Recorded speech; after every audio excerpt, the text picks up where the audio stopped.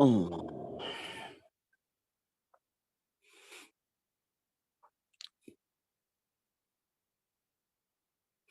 السلام عليكم ورحمة الله وبركاته. الحمد لله رب العالمين، الصلاة والسلام على أشرف الأنبياء والمرسلين وآله وأصحابه أجمعين.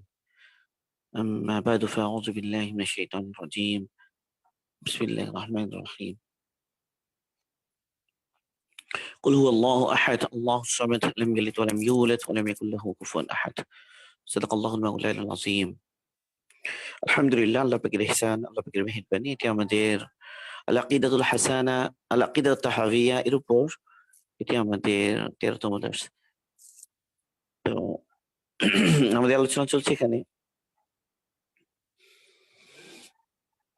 نقول في توحيد الله معتقدين بتوفيق الله إن الله واحد لا شريك له। ইমাম তাহাবী রাহিমাহুল্লাহ বলেন যে আমরা আল্লাহ পাকের তাওহীদের ব্যাপারে, আল্লাহ পাকের তৌফিকে, এই কথার উপরে আমরা কি করি? বিশ্বাস রাখি বা ইতিকাদ রাখি যে আল্লাহ পাক এক, ইন্নাল্লাহু ওয়াহিদুন লা শারীকা লাহ, আল্লাহ পাকের কোনো শরীক নেই। তো তাওহীদের ব্যাপারে যে তাওহীদ সম্পর্কে বিভিন্নভাবে তৌফিকের বিষয়টা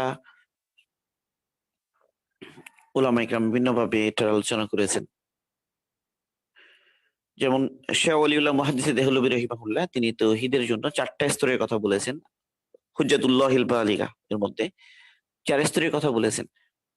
তিনি প্রথম স্তর বলেছেন তাওহীদের জন্য 4 স্তরের কথা তিনি বলেছেন। তাওহীদের 4 স্তর।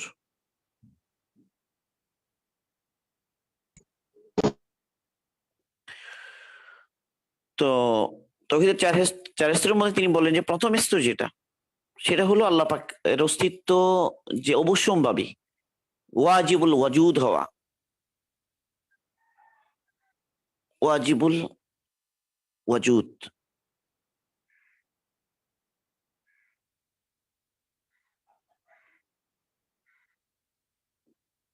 ওয়াজিবুল ওয়াজুদ হওয়া যেটা 1 নাম্বার, মানে আল্লাহ পাকের অস্তিত্ব অবশ্যম্ভাবী হওয়া। স্রষ্টা একজন থাকতেই হবে, মানে একজন থাকাই লাগবে।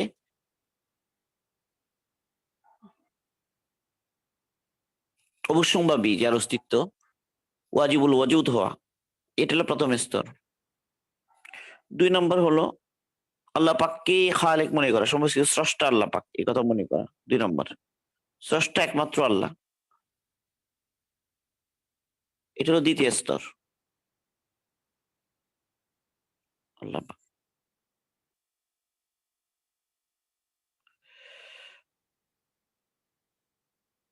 এটা হলো 2 নম্বর স্তর। তো আল্লাহ পাকের অস্তিত্ব অবশ্যম্ভাবী কথা মনে করা, এরপরে আল্লাহ পাককেই সবকিছু সবার স্রষ্টা এই কথা মনে করা 2 নম্বর। 3 নম্বর স্তর হলো যে সমস্ত কিছু ব্যবস্থাপনা আল্লাহ পাকের হাতে, আল্লাহ পাক একাই সবকিছু ব্যবস্থাপনা করেন, ব্যবস্থাপনা পুরোটাই আল্লাহ পাকের হাতে, ব্যবস্থাপনার ব্যাপারে তাওহীদ। এর তৃতীয় স্তর। 4 নাম্বার হলো ইবাদত শুধু এক আল্লাহ পাকেরই হবে, একমাত্র আল্লাহ পাকেরই হবে। ইবাদত একমাত্র আল্লাহ পাকেরই হবে, একমাত্র তারই হবে, যেহেতু তিনি ওয়াজিবুল ওয়াজুদ, তিনি স্রষ্টা এবং তিনি ব্যবস্থাপক, তো একমাত্র তারই হবে ইবাদত। এটা হলো চতুর্থ পর্যায়ে। কিন্তু কথা হলো যে প্রথম 2 স্তর যেটা, ওই প্রথম 2 স্তর তাওহীদের, এক হলো আল্লাহ পাকের একজন অবশ্যম্ভাবী আল্লাহ পাকের অস্তিত্ব, ওয়াজিবুল ওয়াজুদ হওয়া, এবং আল্লাহ পাক খালেক হওয়া। এই দুইটা একটা সুস্পষ্ট বিষয়, অধিকাংশ মানুষই এই দুইটা বিশ্বাস করে।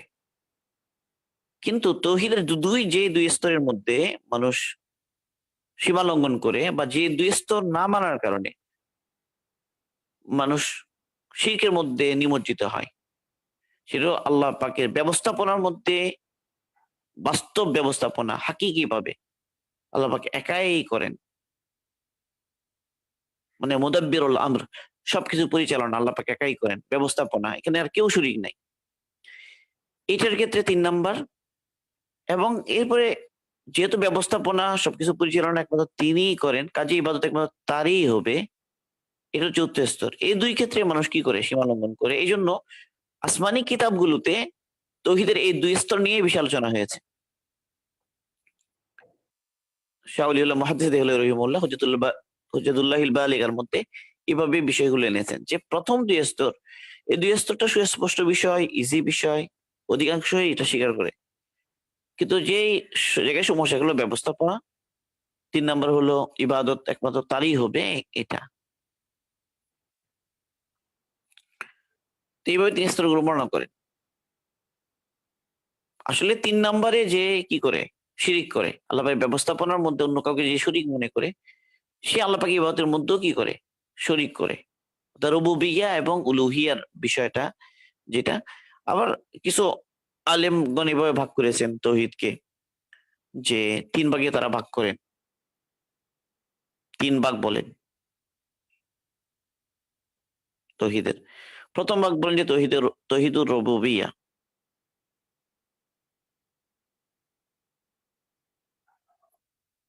তৌহিদুর রুবুবিয়্যাহ।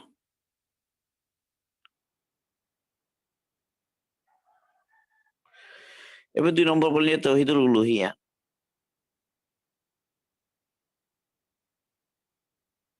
তাওহীদুল উলুহিয়্যাহ। এরপরে তারা ৩ নম্বর বলেন যে তাওহীদুল আসমা ওয়া সিফাত।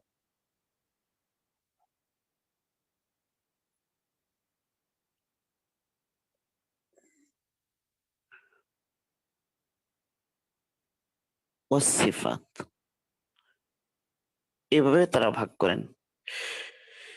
বাকি ক্লাসিফিকেশনে সমস্যা নাই। ক্লাসিফিকেশন হতে পারে, এভাবে বিভাজন করতে পারেন। কিন্তু এখানে একটা জিনিস বুঝার, এর মধ্যে ভাগ করেই আবার কেউ এই ধারণা পোষণ করেন। একথা মনে করেন যে তৌহিদুর রুবুবিয়্যাহ এবং তৌহিদুল উলুহিয়্যাহ মানে এগুলো আলাদাভাবে অস্তিত্বে থাকতে পারে। মানে কেউ হয়তো তৌহিদুর রুবুবিয়্যাহ মানলো, কেউ তৌহিদুল উলুহিয়্যাহ মানে না। অথবা তৌহিদুল আ উলুহিয়্যাহ মানলো, রুবুবিয়্যাহ মানে না। তো এরকম হওয়া সম্ভব কেউ মনে করেন। বিশেষ করে মক্কার যে কুরাইশ যারা মূর্তি পূজারী ছিল, তাদের ব্যাপারে কেউ বলতে চান যে আসলে তাদের তৌহিদুর রুবুবিয়্যাহ ঠিক ছিল, তৌহিদুল উলুহিয়্যাহ ঠিক ছিল না।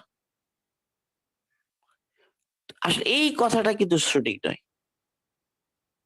মানে এই কথাটা সঠিক নয় যে রুবুবিয়্যাহ ঠিক ছিল, উলুহিয়্যাহ ঠিক ছিল না। কারণ উলুহিয়্যাহ এবং রুবুবিয়্যাহ এই ২ টা এমন যে বাস্তবে এই ৩টা ভাগ করলেও ৩টার মূল কথা কিন্তু এক। কেন এক? সেটা কারণ হলো যে ব্যক্তি তৌহিদুর রুবুবিয়্যাহ, আল্লাহ পাকের রব হিসেবে আল্লাহ পাক এক, একাই সব সামলান। রুবুবিয়্যাতের মধ্যে কেউ শরীক নাই, এটা যে মানবে সে স্বাভাবিকভাবেই আল্লাহ পাক ছাড়া কারো ইবাদত করবে না। আল্লাহ পাককে সে ইলাহও মানবে।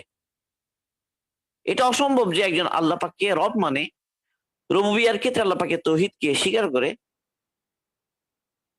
করার পরে সে অন্য কাউকে ইলাহ মানবে, এটা সম্ভব নয়।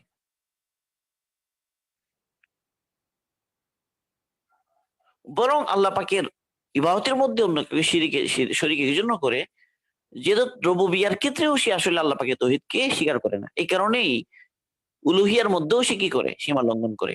আরেকটা বিষয় হলো তৌহিদুল আসমা ওয়াস সিফাত, যেগুলো সিফাত গুলো যদি কেউ না মানে, বাস আল্লাহ পাকের সিফাত গুলোর ক্ষেত্রেও যে আল্লাহ পাক একক এবং আল্লাহ পাকের সিফাত গুলো ওর মধ্যে অন্য কেউ আল্লাহ পাকের সাথে কোনো সাদৃশ্য রাখে না। তো আল্লাহ পাকের সিফাত যে বিষয়গুলো, আল্লাহ পাকের রুবুবিয়্যাহ রব হওয়ার জন্য যে সিফাত গুলো দরকার, যেমন আলিমুল গায়েব হওয়া, পরিপূর্ণ ইলমের অধিকারী হওয়া, পরিপূর্ণ কুদরতের অধিকারী হওয়া, পরিপূর্ণ এরাদার অধিকারী হওয়া, মানে আল্লাহ পাকের যে গুণাবলীগুলো, সিফাত গুলো, ইন্নাল্লাহা আলা কুল্লি শাইইন কাদির, সবকিছুর উপরে পরিপূর্ণ ক্ষমতাবান, কুদরত যেটাকে বলে, আলিম ইলম, সবকিছু জানেন, আগের পরের বর্তমান ভবিষ্যৎ সবকিছুই আল্লাহ পাকের ইলমের মধ্যে পরিপূর্ণ ইলম, সবকিছুই জানেন। আল্লাহ পাকের ইলম সবকিছুকেই পরিবেষ্টন করে। তো এই সমস্ত সিফাত গুলো এমন যে এই সিফাত গুলো রব হওয়ার জন্য মাস্ট। তৌহিদুল আসমা ওয়া সিফাত, আল্লাহ পাকের সিফাতের মধ্যে আল্লাহ পাকের সাথে কেউ শরীক নাই, বা আল্লাহ পাকের সিফাতের ক্ষেত্রে কেউ আল্লাহ পাকের সাথে কোনো প্রকার সাদৃশ্য রাখে না, এই কথাটা মানা জরুরি, মানতেই হবে। এটা তো না মানে আসলে তৌহিদুর রুবুবিয়্যাহ এটাও তার কি হবে না, সঠিক হবে না। কারণ এগুলো একটার সাথে একটা একটা এমন সম্পর্ক আছে যে আসলে ভাগ তিন ভাগ কেউ বললেও বাস্তবে এগুলো একই জিনিসই, একই জিনিসই। তৌহিদ যেটা, তৌহিদুর রুবুবিয়্যাহ, উলুহিয়া, আসমা ওয়া সিফাত, এগুলো একটার সাথে একটা এমন ভাবে জড়িত যে একটা ছাড়া আরেকটা অস্তিত্ব সম্ভব না, একটা ছাড়া আরেকটা অস্তিত্ব সম্ভব না।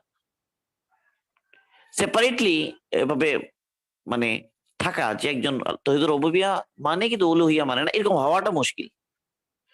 এটা কোরআনে পাকের যে আমরা আলোচনা, কোরআনে পাকের মধ্যে আল্লাহ পাক নবীদের যে দাওয়াত আল্লাহ পাক এখানে এনেছেন, যে ইব্রাহিম আলাইহিস সালামের দাওয়াত তার কওমকে, মুসা ইসলামের দাওয়াত তার কওমকে, এই দাওয়াত গুলোর মধ্যে নবী যে দলিল গুলো পেশ করেছেন তাদেরকে বোঝানোর জন্য, তৌহিদের বিষয়টা বোঝানোর জন্য এবং শিরক থেকে তাদেরকে ফেরানোর জন্য, সেই দলিল গুলো যদি আমরা একটু চিন্তা করি, ওই আয়াতগুলো নিয়ে যদি আমরা একটু ভাবি, পর্যালোচনা করি, তাহলে এটা সুস্পষ্ট হবে যে রব এবং ইলাহ, রব এবং ইলাহ, আল্লাহ পাকে রব মানা এবং ইলাহ মানা, এটা এমন ভাবে ওতপ্রোত ভাবে একটা একটার সাথে জড়িত, বা লাজেম মালজুম বলে, একটা একটাকে এমন ভাবে লাজেম করে, আবশ্যক করে, যে রবুবিয়তের ক্ষেত্রে একত্ববাদ এটা যদি কেউ স্বীকার করে, তো সে আল্লাহ পাককে একমাত্র ইলাহ মানতে বাধ্য হবেই।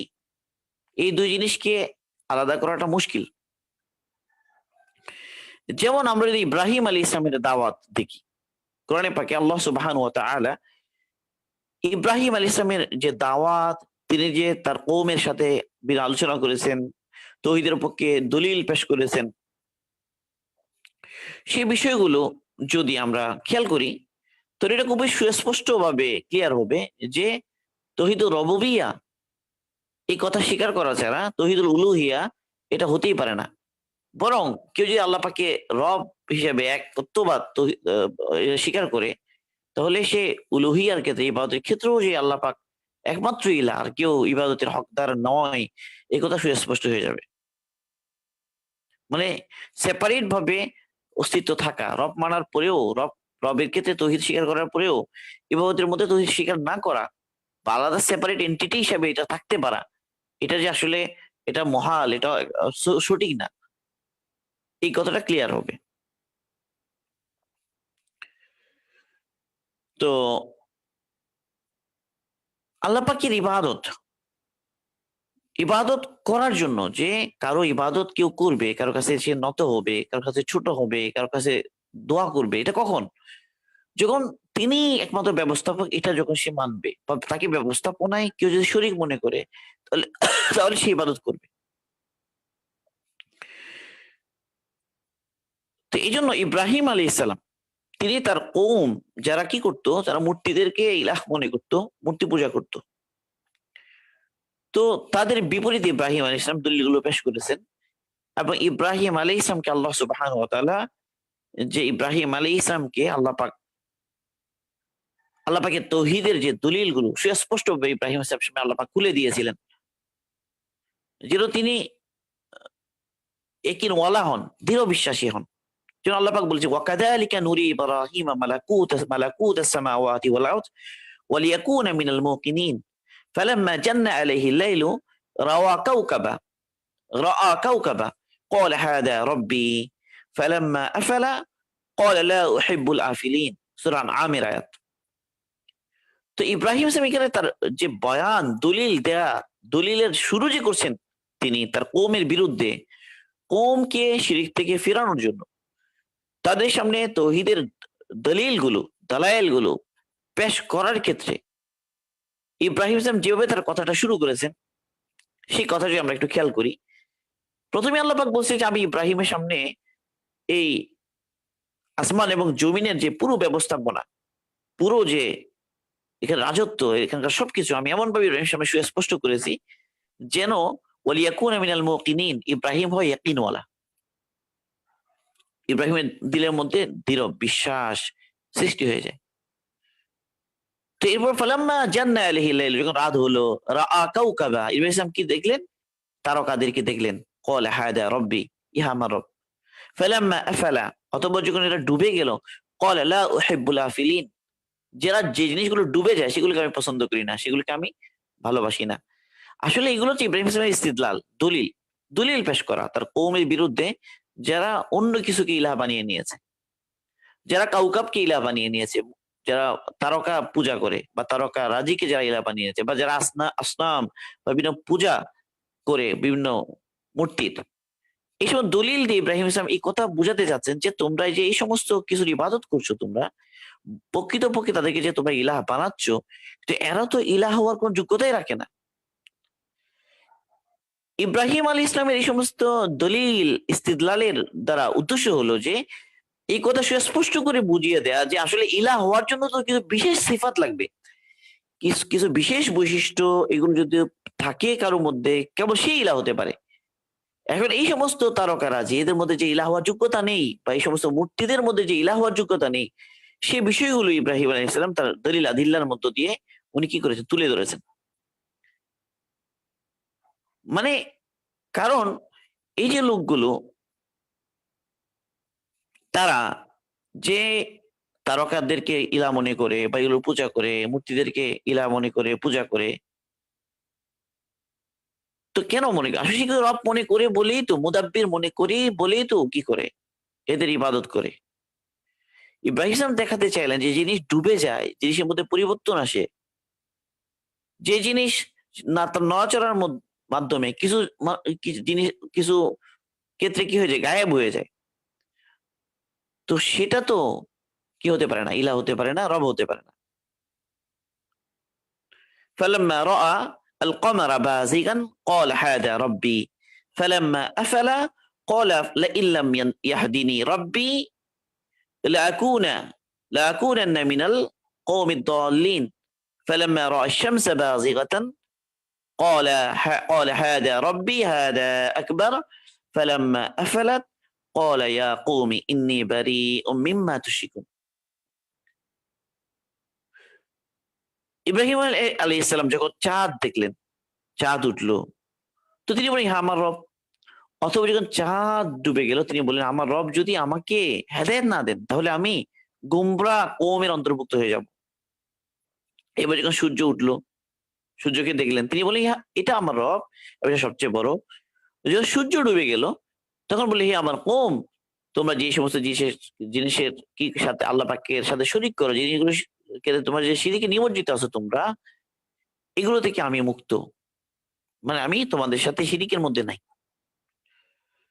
তো ইব্রাহিম আলাইহিস সালাম দলিল পেশ করছেন এটা, যে তোমরা যে এই মূর্তিগুলো পূজা করো, বা তোমরা যে এই যে তারকাগুলোর পূজা করো, এই তারকা কি ইলাহ হওয়ার যোগ্য? তার মধ্যে ইলাহ হওয়ার যোগ্যতা আছে? যদি সে ডুবে যায় তো তার মধ্যে ইলাহ হওয়ার কি নাই, যোগ্যতা নাই। একেবারে চাঁদ, একেবারে সূর্য, এরা যদি ডুবে যায়, এদের মধ্যে তাগায়ুর আসে, তাবাদ্দুল আসে, তো এরা কি হতে পারে না, ইলাহ হতে পারে না। ইলাহ হওয়ার তো এরা যোগ্যতাই রাখে না। তাহলে একটা জিনিস এখানে বোঝার যে তারা এই যে ইলাহ মানতো, ইলাহ মানার মানে কি কেবল যে তাদের কাছে দোয়া করা? কিছু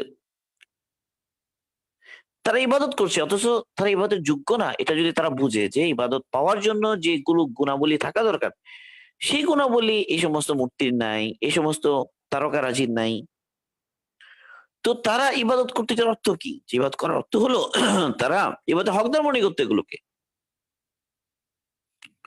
মনে করতো যে এদের কাছে কি আছে, গুণ আছে, যে গুণের কারণে এরা ইবাদতের হক রাখে। ইব্রাহিম আসলাম দলিল দিয়ে পেশ করতে চাইলেন, তাদেরকে রদ করতে চাইলেন যে তোমরা যে এদেরকে কি করো, ইবাদত করো, এত বাস্তবে ইলাহ হওয়ার কি রাখে না, যোগ্যতাই রাখে না। এই যে এরা ডুবে যায়, নক্ষত্রগুলো ডুবে যায়, চন্দ্র সূর্য ডুবে যায়, তার মধ্যে তাগাইয়ুর আসে, তাবাদ্দুল আসে, পরিবর্তন আসে, এমন যে সে তো ইলাহ হওয়ার যোগ্যতা রাখে না, মানে সে তো ইলাহি নয়। যদি এটা সাবেত হয়ে যায় তাদের কাছে যে এরা ইলাহ নয়, তাহলে তাদের যে সন্দেহ এটা কি হয়ে যাবে, দূর হয়ে যাবে। তারা যে এই শুবহাতের মধ্যে পড়েছে, সন্দেহের মধ্যে পড়েছে, এই তারকারা যে এদেরও ব্যবস্থাপনার মধ্যে কোনো কি আছে, অংশ আছে মনে করছে, এই যে মূর্তিগুলো এরাও কিছু করতে পারে বলে মনে মনে করে বসে আছে। এই শুবহাতটা দূর করে দেয়া ইব্রাহিমের উদ্দেশ্য, যে আসলে এরা তো ইলাহ হওয়ার যোগ্যতাই রাখে না।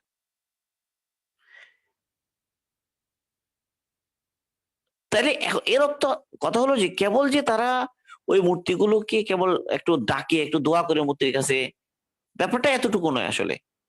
আসলে এর পিছনে তাদের কিছু বিশ্বাস, তাদের কিছু ধারণার উপরে এটা ভিত্তি, যে তাদের এই ইবাদতের ভিত্তি যে কিছু ধারণার উপরে, কিছু বিশ্বাসের উপরে। তারা মনে করে যে মূর্তিগুলো কিছু প্রভাব আছে, এই তারকারা যে কিছু প্রভাব আছে, কিছু করতে পারে, কিছু ক্ষমতা এদের আছে। যদি এটা তারা নাই মনে করতো, তো তারা এর ইবাদত করতো কিভাবে? ইবাদত করতোই বা কেন? তো এটা তারা ইব্রাহিম আলাইহিস সালাম তাদের সামনে এই বিষয়টা পরিষ্কার করতে চাইলেন, যে তোমরা যে কাউকাব বা তোমরা এই যে তারকারাজি বা মূর্তি যে তোমরা কি করো, ইবাদত করো, তো এদের তো ইলাহ হওয়ার যে সিফাত এটা নাই, কাজে তাদের ইবাদত করা কি হবে না, সই হবে না। এই সমস্ত দলিল পেশ করে তিনি বলেন, ইন্নী ওয়াজ্জাহতু ওয়াজহিয়া লিল্লাযী ফাতারাস সামাওয়াতি ওয়াল আরদা হানিফা ওয়া মা আনা মিনাল মুশরিকিন। তিনি বললেন যে আমি আমার চেহারাকে ফিরালাম ওই সত্তার দিকে যিনি আসমান জমিনকে সৃষ্টি করেছেন, আমি একনিষ্ঠ এবং আমি মুশরিকদের অন্তর্গত নই, যে আল্লাহর সাথে অন্যদেরকে শিরিক করে, আমি তাদের অন্তর্ভুক্ত নই। ওয়াহাজ্জাহু ওয়াহাজ্জাহু কওমুহু ক্বালা তুহাজ্জুনি ফিল্লাহ ওয়াকাদ হাদান ওয়ালা আখাফু মা তুশরিকুনা বিহি ইল্লা ইয়াশা রাব্বি শাইআ ওয়াসি'a রাব্বি কুল্লা শাইইন ইলমা আফালা তাতাযাক্কারুন। এরপর এখন ইব্রাহিম বলছেন যে যে তার কওম যখন তার সাথে তর্ক বিতর্ক করলে সমস্ত ব্যাপারে, তখন তিনি বললেন যে তোমরা আল্লাহর ব্যাপারে আমার সাথে তর্ক করছো, অথচ তিনি আমাকে হেদায়েত দান করেছেন। আমি তোমরা যে সমস্ত জিনিসের শিরিক করো এগুলোকে মোটেই ভয় করি না। কেবল আমার রব যা চান, আমার রবের এলম তো সবকিছুকে কি করে পরিবেষ্টন করে রেখেছে, তোমরা কি এটা বুঝতে পারো না? তো ইব্রাহিম ইসলাম তাদের সামনে পরিষ্কার করে দিলেন যে আসলে ইবাদতের হকদার আল্লাহ পাক ছাড়া আর কেউ হতে পারে না। তো আমরা ইব্রাহিম ইসলামের কথাটার দিকে খেয়াল করি যে তিনি কি বলতে যাচ্ছেন, ইল্লা ইয়াশা রব্বি, মানে আমার রব চান। তিনি আল্লাহ পাককে একবার আল্লাহ বলে সম্বোধন করলেন, একবার ইলাহ বলে সম্বোধন করলেন এই আয়াতের মধ্যেই। প্রথমে আল্লাহ বললেন, পরে রব বললেন।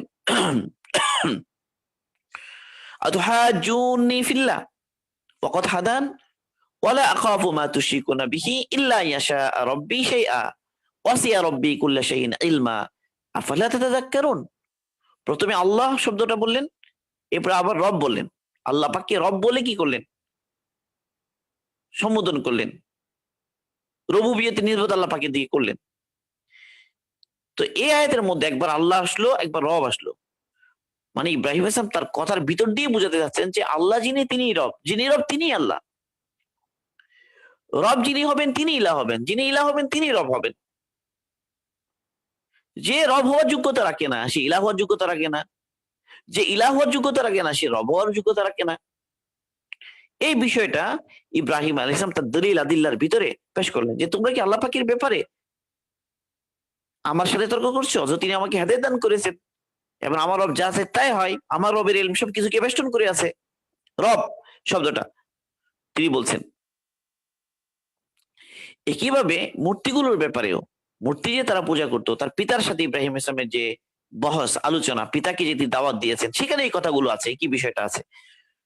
ওয়ালাকাদ আতাইনা ইব্রাহিমা রুশদাহু মিন ক্বাবলু ওয়া কুননা বিহি আলিমিন ইয ক্বালা লিআবিহি ওয়া কওমিহি মা হাযিহি التماثيل التي أنتم لها آكفون قالوا وجدنا آباءنا لها عابدين قال لقد كنتم أنتم وآباؤكم في ضلال مبين قالوا أجئتنا بالحق أم أنت من اللاعبين قال بل ربكم رب السماوات والأرض الذي فطرهن وأنا على ذلك من الشاهدين وتالله لأكيدن أصنامكم بعد أن تولوا مدبرين। ইব্রাহিম ইসলামের যে দলিল তার কওমের ব্যাপারে, যে নিজের বাবা ইব্রাহিম পিতা এবং তার কওম, তারা যে মূর্তিগুলোর কি করে, তামাসিল মূর্তি এগুলোর তারা কি করে ইবাদত করে, তিনি বলেন কি ব্যাপার যে তোমরা এদেরকে ইবাদত করতেছো এদের। তারা বললো আমরা আমাদের পূর্বপুরুষদেরকে দেখেছি যে তারা ইবাদত করে, আমাদের পূর্বপুরুষদেরকেও আমরা দেখেছি, আমাদের পিতাদেরকে আমরা দেখেছি তারা এগুলোর কি করে ইবাদত করে। ইব্রাহিম বললেন যে তোমরা এবং তোমাদের পিতারা সবাই তো সুস্পষ্ট গুমরাহির মধ্যে কি আছো, নিমজ্জিত আছো। তারা বলল, হে ইব্রাহিম, তুমি কি আমাদের কাছে হক নিয়ে এসেছো নাকি তুমি আমাদের সাথে খেলা করছো? কলু, তারা বললো, আজিতানা বিল হক, তুমি কি হক নিয়ে এসেছো আমাদের কাছে, দলিল নিয়ে এসেছো? আম আনতা মিনাল লাইবিন, নাকি তুমি আমাদের সাথে কি করছো, খেলা করছো? কলা, ইব্রাহিম দলিল দিয়েছেন, কলা বা রব্বুকুম রব্বুস সামাওয়াতি ওয়াল আরদ আল্লাযী ফাতারাহুন্না, যে বরং আমাদের রব, তিনি আসমানের রব, জমিনের রব, যিনি সবকিছুকে সৃষ্টি করেছেন, অস্তিত্ব দান করেছেন। তো ইব্রাহিম আলাইহিস সালাম এই কথাগুলোর দ্বারা আল্লাহ পাকের রুবুবিয়তকে পেশ করছেন এবং পরে মূর্তি যে ভাঙলেন, যে তাদের দিলের ভিতরে যে সমস্ত গলদ আইডিয়া আছে, ধারণা আছে, এগুলোকে রদ করার জন্য।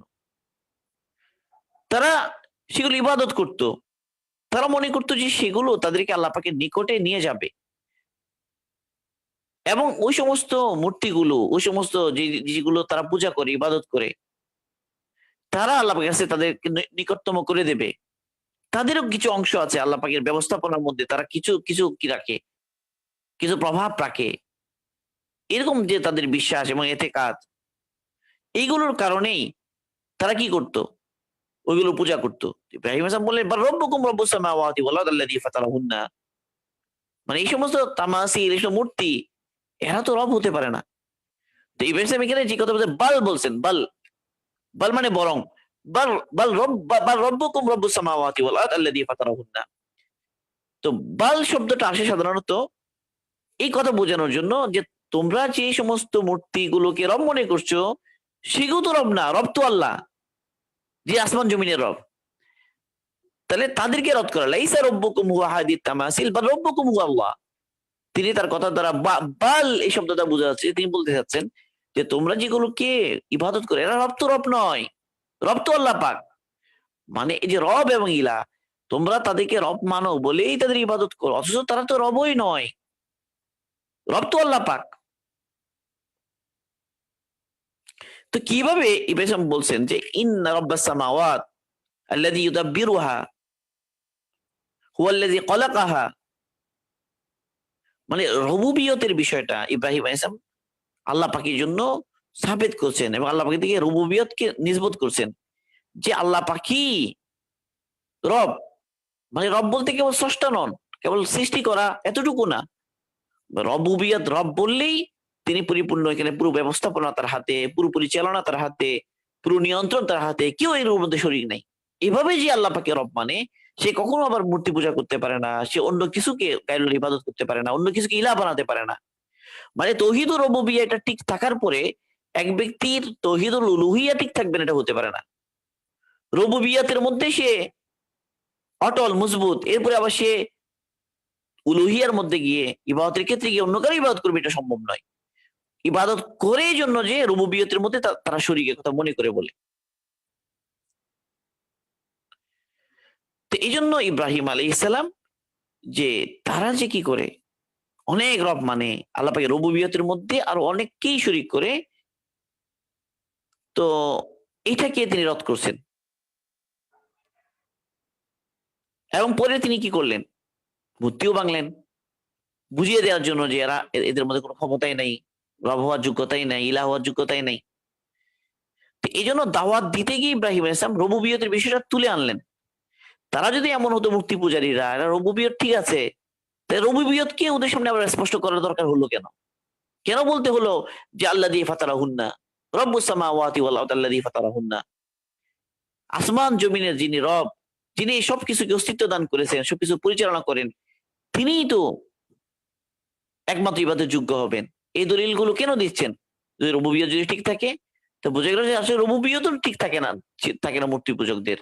তৌহিদ রুবুবিয়ত ঠিক থাকার পরে এরা ইবাদতের মধ্যে শিরিক করে, ব্যাপারটা এরকম নয়। রুবুবিয়ার মধ্যেও গন্ডগোল থাকে এদের, এই কারণেই এরা ইবাদতের মধ্যে অন্য আল্লাহ পাকের সাথে অন্য কিছুকে শরীক করে। এখানে মুসা আলাইহিস সালামের দাওয়াত যদি আমরা খেয়াল করি, সেখানে এই বিষয়গুলো আছে। যেন ফেরাউন যখন বলল ওয়ামা রব্বুল আলামিন মুসা আলাইহিস সালামকে, ক্বালা ফিরআউনু ওয়ামা রব্বুল আলামিন, ক্বালা রব্বুস সামাওয়াতি ওয়াল আরদ ওয়ামা বাইনাহুমা ইন কুনতুম মুকিনিন, ক্বালা লিমান হাওলাহু আলা তাসতামিউন ক্বালা রাব্বুকুম ওয়া রাব্বু আবাইকুমুল আউয়ালিন ক্বালা ইন্না রাসূলাকুমুল লাযী উরসিলা ইলাইকুম লামাজনুন ক্বালা রাব্বুল মাশরিকি ওয়াল মাগরিব ওয়া মা বাইনাহুমা ইন কুনতুম তাকিলুন। মূসা আলাইহিস সালাম এবং ফেরাউনের যে বাহাস, আলোচনা, ওখানে কি বিষয়? ফেরাউন বলল যে রব্বুল আলামিন এটা আবার কে? এটা কি জিনিস? ওমা রব্বুল আলামিন। মূসা আলাইহিস সালাম বললেন ক্বালা রাব্বুস সামাওয়াতি ওয়াল আরদি ওয়া মা বাইনাহুমা ইন কুনতুম মুকিনিন। তোমরা যদি বিশ্বাসী হও তাহলে যিনি আসমানের রব, যিনি জমিনের রব, এই রবিন এবং আসমানের মধ্যে যা কিছু সবকিছু রব যিনি, তিনি রব্বুল আলামিন। ফেরাউন বলল তার আশপাশে যারা আছে, এই তোমরা শুনছো কি বলে? তোমাদের কাছে যাকে নবী হিসেবে পাঠানো হয়েছে সে তো পাগল। তো এটার জবাবও মুসা বলছেন যে ক্বালা রাব্বুকুম রাব্বু আবাইকুম উল আউয়ালিন, তোমাদের পূর্বপুরুষ যারা তাদেরও রব তিনি। ফেরাউন বলে এই তোমাদের কাছে যে নবী সে তো পাগল। মূসা আলাইহিস সালাম কিন্তু তার ওই দলিলের মধ্যে, যুক্তির মধ্যে, ওই একই কথার মধ্যে আছেন। তিনি বলতে ক্বালা রব্বুল মাশরিকি ওয়াল মাগরিব ওয়া মা বাইনাহুমা ইন কুনতুম তাকিলুন। তোমাদের যদি আকল থাকে তিনি পূর্বেরও রব, পশ্চিমের রব, এই দুইয়ের মাঝে যা আছে সবকিছু রব। মানে রবের আলোচনা। ফেরাউন যে মানে আল্লাহ পাককে যে রুবুবিয়্যাহকে অস্বীকার করেছে, ফেরাউন সে নিজেকেই রব্বুকুমুল আলা দাবি করেছে। তো এটার বিপরীতে মূসা আলাইহিস সালাম রুবুবিয়্যাহ, এটা যে আল্লাহ পাকের এই জন্যই খাস, তিনি একমাত্র রব, এটাই তিনি দলিল হিসেবে পেশ করছেন। ক্বালা রাব্বুস সামাওয়াতি ওয়াল আরদি ওয়া মা বাইনাহুমা ইন কুনতুম মুকিনিন। তো ফেরাউন একদিকে নিজেকে ইলা মনে করে, ওয়া ক্বালা ফিরআউনু ইয়া আইয়ুহাল মালাউ মা আলিমতু লাকুম মিন ইলাহিন গায়রি। মূসা বলছেন যে রব একমাত্র আল্লাহ পাক, আর ফেরাউন তার বিপরীতে বলছে হে আমার কওম, হে আমার কওম, হে আমার সভাসদ, আমি তো তোমাদের জন্য আমি ছাড়া আর কোনো ইলাহ জানি না, মানে আমি একমাত্র ইলাহ। তো ফেরাউন, মূসা আলাইহিস সালাম বলছেন যে রব কে? আল্লাহ পাক। ফেরাউন বলছে যে আমি তো আল্লাহ আমি ছাড়া তোমাদের জন্য কোনো ইলাহ জানি না। তাহলে ফেরাউনও কিন্তু রব এবং ইলাহ এই দুটো একই জিনিস।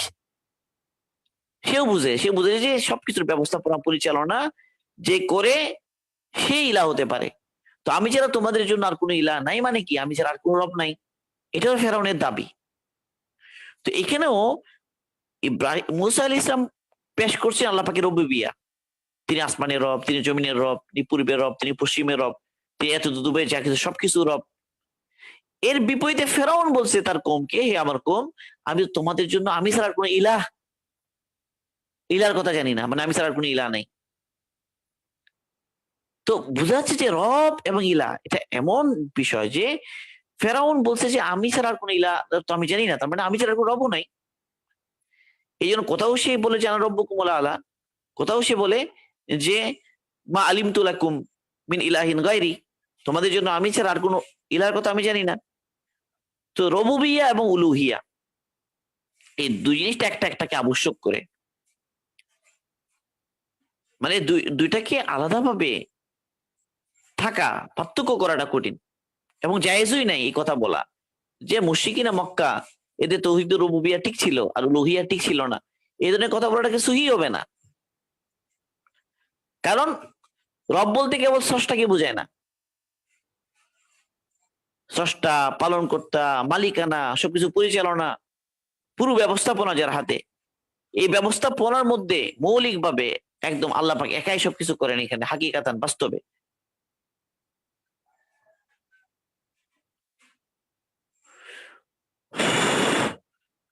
তো আল্লাহ পাক ফেরাউনের গতিকেও আল্লাহ পাক বলেছেন ক্বালা লা ইন ইত্তাখাযতা ইলাহান গায়রি লাজআলান্নাকা মিনাল মাসজুনিন।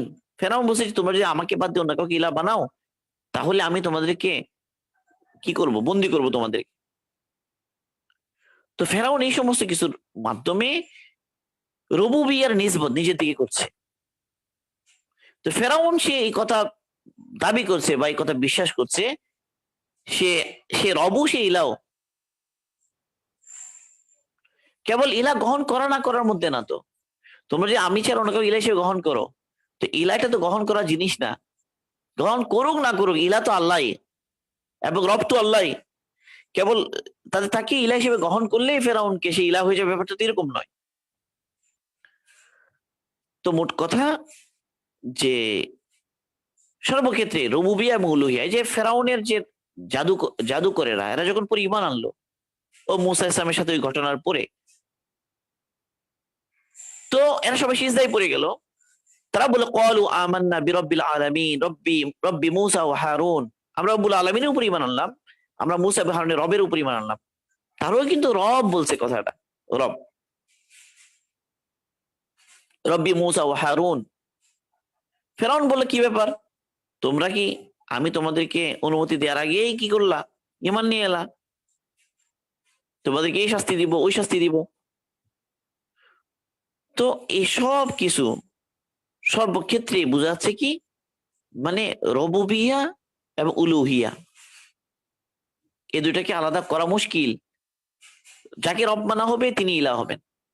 তাহলে ক্লাসিফিকেশন কি করতে পারে, তৌহিদুর রুবুবিয়া, তৌহিদুল উলুহিয়া, তৌহিদুল আসমা ওয়াস সিফাত।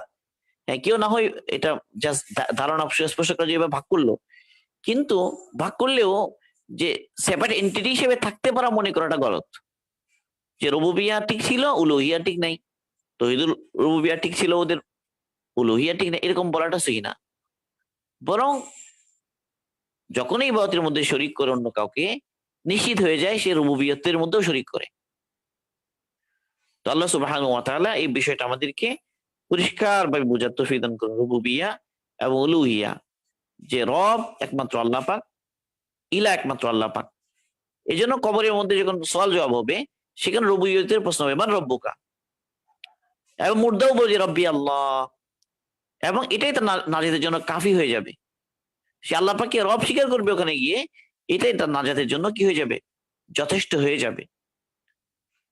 এবং ওখানে কিন্তু এই প্রশ্ন করা হবে না মানে ইলাহুক, তোমার ইলাকে, কারণ রুবুবিয়ার ব্যাপারে সোয়াল এটা যথেষ্ট তার নাজাতের জন্য, কারণ এটা দ্বারাই উলুহিয়াও কি হয়ে যায়, প্রমাণিত হয়ে যায়। এই জন্য কবরের মধ্যে বাস মান রব্বুকা এই প্রশ্নতেই শেষ। প্রশ্ন দুইটা হবে না যে মান রব্বুকা মান ইলাহুকা, আলাদা প্রশ্ন করার দরকার নেই। মান রব্বুকার ভিতরে মান ইলাহুকাও আছে, রয়ে গিয়েছে।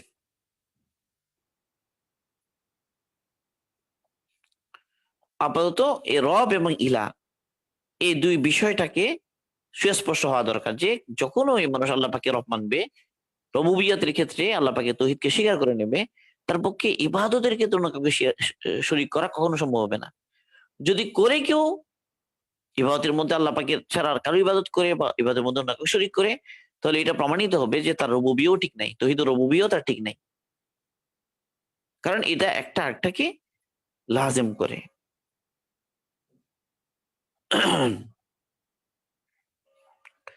আল্লাহ, আপাতত আমরা এখানে আলোচনা শেষ করছি। এই বিষয়টা একটু পরিষ্কার হলো, এরপরে আসমা এবং সিফাতের যে তৌহিদের প্রসঙ্গে এই ব্যাপারে কিছু আলোচনা ইনশাল্লাহ আমাদের সামনে আসবে। সুবহানাল্লাহি বিহামদিহি, সুবহানাকাল্লাহুম্মা বিহামদিকা, আশহাদু আল্লা ইলাহা ইল্লা আনতা, আস্তাগফিরুকা ওয়া আতুবু ইলাইক।